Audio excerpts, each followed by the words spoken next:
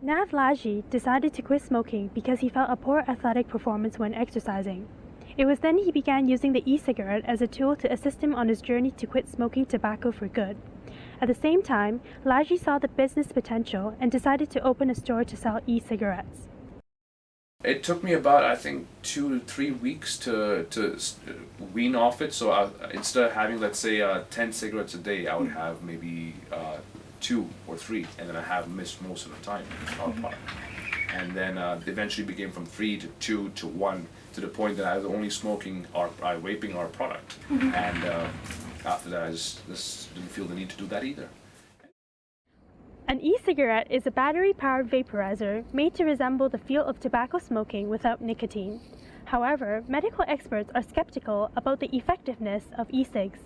They say that it is important to consider the potential harm on people's health. Of course, some of these substances would be absorbed by the smoker, but the rest would be exhaled into the air.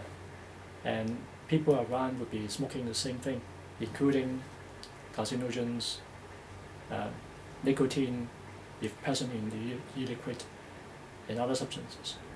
Last month, the Hong Kong Council of Smoking and Health urged the government to concern about e-cigs issue in Hong Kong. So we think we have to totally ban it before it becomes very popular in Hong Kong, because we see the overseas experience, for example, in Korea, England, and also US, it boomed just like 10-fold or 20-fold in just a few years. So the Hong Kong government has replied that they have started to consider the advocacy of KOSH, and KOSH has expected this legislation process will be a long haul because most of the retailers agree with some regulations on the labeling of the e-cig or expanding the non-smoking zone, but not to ban e-cigs in Hong Kong totally.